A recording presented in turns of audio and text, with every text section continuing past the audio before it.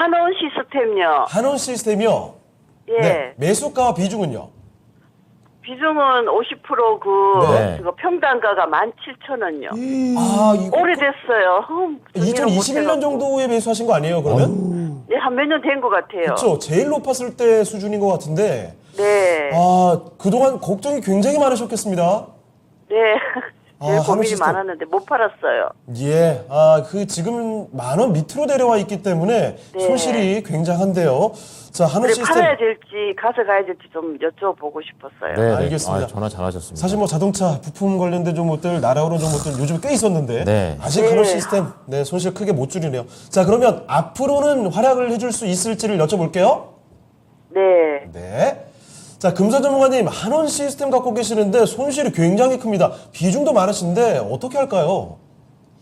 네, 이분께서 지금 그 매수한 가격대가 17,000원에 지금 이제 50% 가지고 계시는 분 아마 이제 고생이 좀 심하실 텐데 그러나 조금 희망을 가지고 뭐 기다려 보셔도 저는 크게 무리가 없다 이렇게 보는 거고요.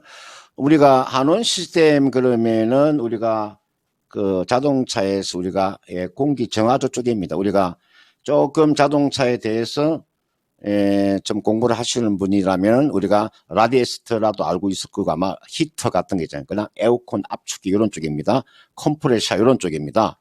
이런 쪽을 지금 전문적으로 이제 생산하는 그런 기업이잖아요. 그러니까 이 기업은 철저하게 전기차 쪽이 아니고요. 내연기관차 쪽이에요. 그렇기 때문에 이 종목의 주가가 그동안에 많이 빠진 거고 다른 그런 자동차 부품주보다도 주가의 탄력이 약한 거죠. 그래서 일정 부분 주가는 상승세로 나올 겁니다. 보통 우리가 현대차나 기아차가 여러분들 뭐 지금 곧바로 뭐 전기차로 돌아서는 게 아니지 않습니까? 상당 기간 동안은 내연기관차를 만들어내지 않습니까? 그런 측면에서 제가 이 종목은 좀 희망을 가지고 좀 더 기다려 보는데 16,000원 정도까지 이분께서 매수한 가격대 17,000원 해보고 어렵습니다. 만약에 전기차가 없었을 경우에는 그게 가능할 수 있으나 지금은 이제 시대가 바뀌고 세상에 지금 전기차 시대로 가기 때문에 앞으로 한원 시스템에 이 기업에 이제 여러분들 그 감가상각이라고 하는 게 있잖아요. 그죠? 그 기계에 대한 감가상각을 해야 되지 않습니까? 그러다 보면 주가가 탄력 주기가 그렇게 쉽지 않은 거죠. 이건 이렇게 하세요. 지금 이게가 일봉 차트고요. 이게 지금 주봉이에요. 이게 월봉 차트예요. 지금 여러분들 지금 자동차 부분 중에서 많이 가는 거 있잖아요. 승화이텍 가는 거 보세요. 이게 승화이텍이잖아요. 얼마나 많이 갔어요? 화신 보세요. 이게 화신 차트예요. 그러니까 전기차에 조금 다가선 기업은 주가는 탄력을 받고 있고 전기차에 조금 떨어지는 그러니까 순수하게 내연기관차 쪽에서만 지금 포커스를 맞추고 있는 기업은 주가는 못 가고 있고 전기차 쪽에 조금만 포커스를 맞추고 있는 기업은 이렇게 많이 가는 거예요. 현대오토에버 이게 현대오토에버잖아요. 현대위아 이게 나와 있는 한원 시스템도 제가 봤을 때는 일정 부분 상승세는 저는 나온다고 보기 때문에 이게 나와 있는 게 이게 일봉 차트의 주봉이잖아요. 그죠? 이게 본격적으로 빠진 가격이 얼마에서 이게서 빠졌어요? 제가 항상 이야기할 때요.